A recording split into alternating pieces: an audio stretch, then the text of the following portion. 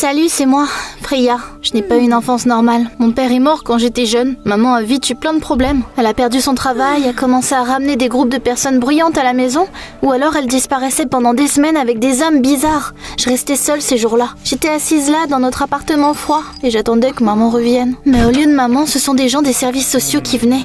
Ils m'ont emmenée dans un orphelinat surpeuplé. Les enseignants là-bas regardaient les enfants comme si on était de la nourriture pourrie. Parfois, on m'envoyait en famille d'accueil. Les gens m'acceptaient pour des avantages sociaux et le travail gratuit. C'est là que j'ai réalisé qu'on ne pouvait pas faire confiance aux adultes. Les semaines passaient, et puis maman revenait et me ramenait à la maison. Oh, je suis désolée, Freya. Ça n'arrivera plus. Je lui pardonnais. Pas parce que j'étais une imbécile naïve, mais parce que je m'accrochais encore à l'illusion d'une famille heureuse.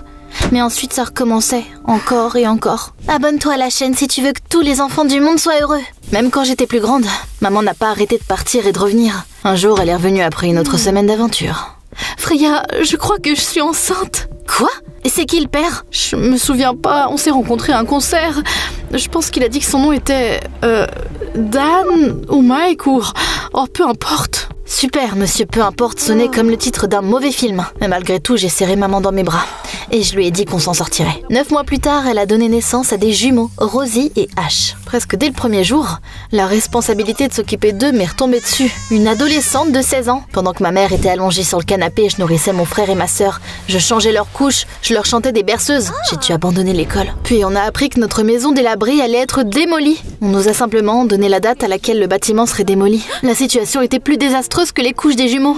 Après tout, on n'avait pas d'argent, pas de famille. Mis à part tante Grace. C'était la sœur de maman, mais elle se détestait. Mais bon, on n'avait pas d'autre option. Bientôt, on se tenait devant la maison soignée de tante Grace. Elle sentait la propreté et l'arrogance. La sœur de maman était une femme au regard glacial et réputée pour être une tutrice de maths coriace. Amanda, j'espérais ne plus jamais te revoir. Ma tante ne voulait même pas nous laisser entrer.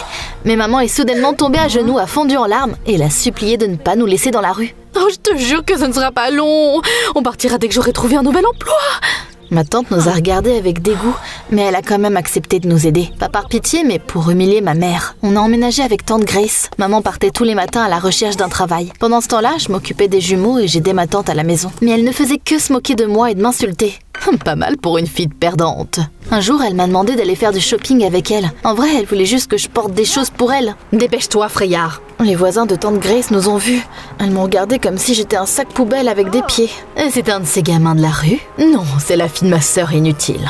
Comme c'est gentil de sa part. Quand on est rentré, je lui ai demandé de quel gamin ces femmes avaient parlé. Il y a ce gang dans le quartier. Ils volent, font du bruit, se promènent dans la nuit. De vraies ordures. Elle a dit ça comme si elle parlait de rats au sous-sol. Mais une chose était claire, ce groupe d'adolescents était vraiment dangereux. Ce soir-là, un étudiant est venu voir ma tante pour une séance de tutorat supplémentaire. Le gars était gentil et avait un doux sourire. « Salut, tu veux un thé ?» Avant qu'il puisse dire quoi que ce soit, ma tante est arrivée. Elle m'a attrapé le poignet et m'a traîné dans une autre pièce. T'as oublié ta place. Ce garçon vient d'une famille décente. Il a une copine. J'ai juste dit bonjour. Ouais, c'est ça. T'es aussi sale que ta mère. C'est là que la vérité a pointé le bout de son nez. Ma mère avait volé le fiancé de ma tante, mon père. C'est le jour où la querelle des sœurs a commencé. Maintenant, je savais pourquoi ma tante me détestait tant. J'ai mis le jumeau dans la poussette et je suis allée me promener pour digérer la nouvelle. C'est là que je les ai vus. La bande d'adolescents, vêtus de vestes usées et ils avaient l'air effrontés. Ils étaient collés ensemble comme une meute qui avait appris à survivre sans adultes. Un grand gars aux cheveux foncés se distinguait parmi eux. C'était clairement leur chef. J'ai accéléré mon rythme et j'ai disparu au coin de la rue. Maman est rentrée en fin d'après-midi. T'as trouvé un boulot ou t'as encore rêvé toute la journée ? J'ai trouvé un boulot. On déménage bientôt. J'ai croisé les doigts avec espoir. J'espère que maman dit la vérité. Mais le lendemain matin, le cri de ma tante a brisé le silence. Elle a volé mon argent ! Qui ? Ta mère. Ça fait 1 an que j'économise pour des vacances. Elle a tout pris et s'est enfuie. Elle s'est enfuie, mais non, impossible. Regarde ça. Elle m'a jeté le mot que ma mère m'avait laissé. Je ne suis pas faite pour être mère ou pour travailler. Je veux vivre pour moi-même. Au revoir. Sors de chez moi maintenant. Elle a attrapé la poussette et elle nous a poussés vers la porte. Tante Grace, s'il te plaît, on n'a nulle part où aller. Je vais dénoncer ta mère à la police. Si tu ne pars pas, je dirai que tu es sa complice. J'ai réalisé que ça servait à rien de se disputer. Si je me faisais arrêter, les bébés seraient laissés seuls. Il a commencé à pleuvoir. Je me suis cachée de la pluie à l'arrêt de bus devant la maison de ma tante pour que les enfants ne soient pas mouillés. Au bout d'un moment, une voiture de police est arrêtée chez ma tante. Un flic en est sorti, l'air sérieux et fronçant les sourcils. Il a frappé la porte de tante Grace. J'ai décidé de partir de là, juste au cas où. Alors que je me promenais dans le quartier, je suis tombée sur une maison abandonnée. Les fenêtres étaient cassées, la pelouse était envahie par la végétation et le porche était de travers. C'est pas un 5 étoiles, mais ça fera l'affaire pour le moment. Il n'y avait pas d'électricité dans la maison, mais il y avait de vieux matelas par terre, une cheminée dans le salon et j'ai trouvé quelques boîtes de nourriture dans le placard. J'avais encore une petite réserve de lait maternel dans mon sac. C'était pas si mal. Les jumeaux se sont vite endormis. En les regardant, j'ai réalisé que je devais rester forte. J'étais leur monde tout entier maintenant et ils étaient ma seule lumière. Le matin, j'ai essayé de transformer cet endroit en maison pour nous. J'ai lavé nos vêtements dans un ruisseau, nettoyé la poussière et les toiles d'araignée.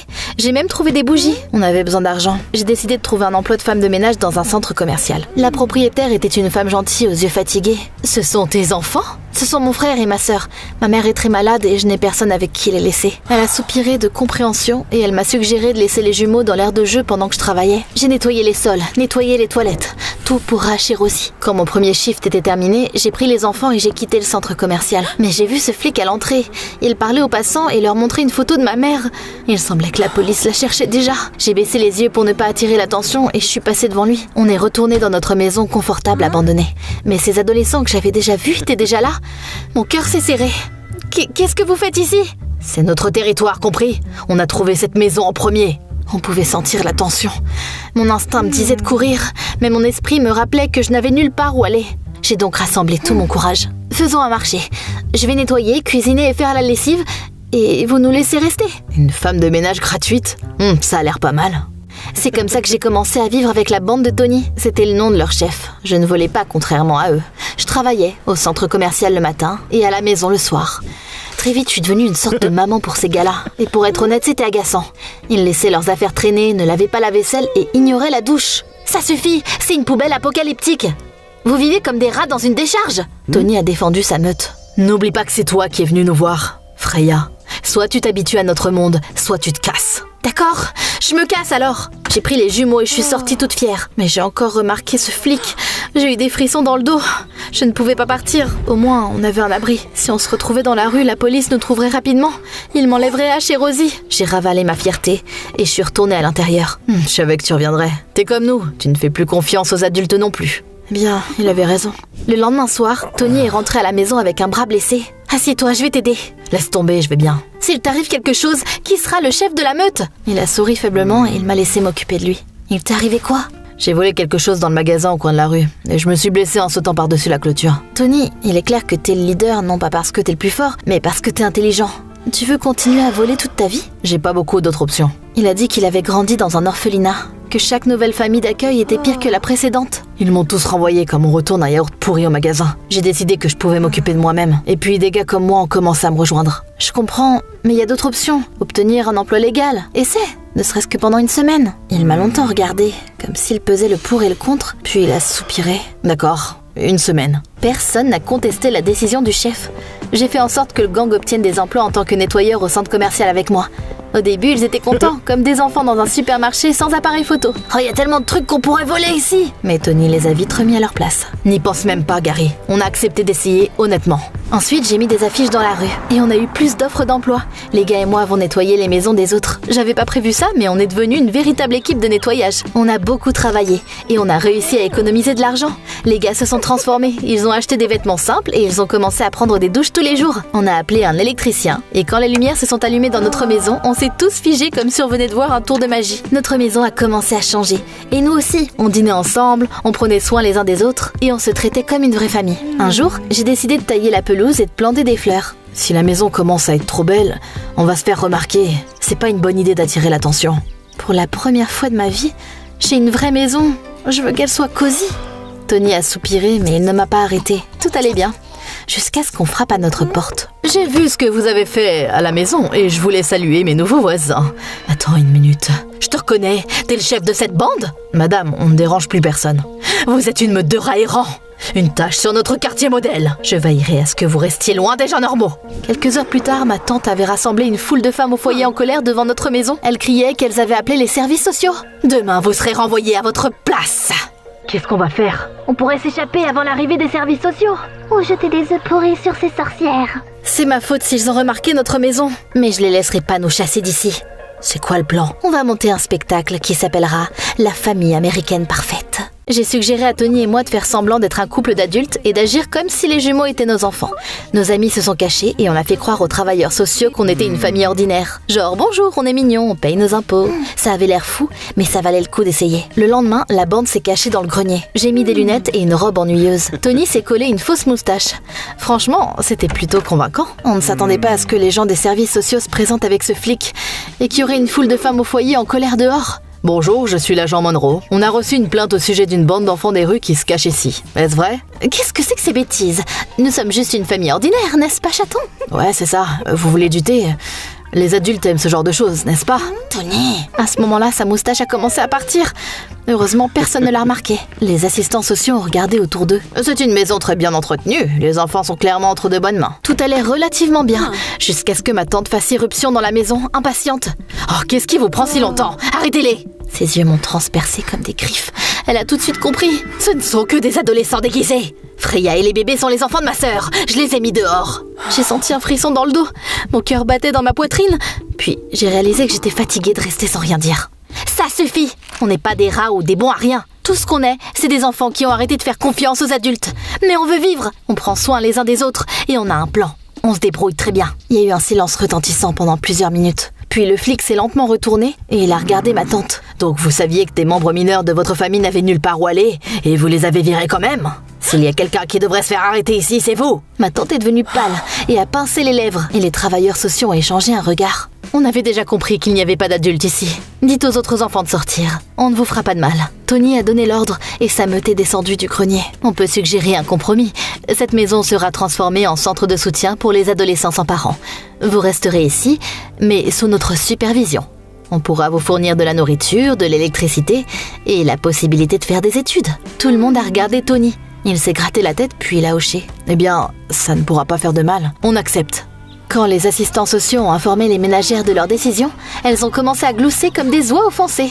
Ces enfants sont maintenant sous la protection de l'État. Je vous conseille de partir et de faire quelque chose d'utile. Occupez-vous de vos propres affaires, par exemple. On a souri, on s'est sentis comme des gagnants. Mais les surprises ne se sont pas arrêtées là.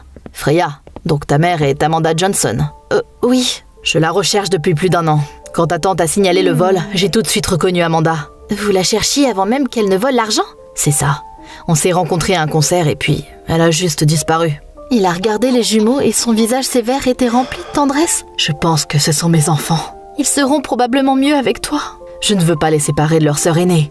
Ça ne te dérange pas si je prends la garde de vous tous, n'est-ce pas? J'y ai pensé pendant des années, mais au final, j'ai décidé de faire confiance à un adulte, une fois de plus. Les jumeaux et moi avons emménagé avec Monsieur Monroe. C'était une bonne personne et il m'a aidé. Je n'arrivais toujours pas à l'appeler papa, mais il est devenu un super papa pour Ash et Rosie. J'ai pu retourner à l'école et plus tard obtenir mon diplôme universitaire. Plusieurs années sont passées. J'ai démarré une entreprise de nettoyage avec Tony, mon partenaire commercial, qui s'est ensuite transformé en une chaîne entière. On faisait aussi du travail caritatif et on aidait à cette même maison où tout avait commencé. Un jour, j'ai vu ma mère. La vie ne l'avait pas épargnée. Elle n'a pas essayé de me parler. Elle m'a juste regardée de loin. Elle savait qu'elle ne méritait pas mon pardon. Je n'étais plus la fille qu'on pouvait abandonner. Je suis devenue forte.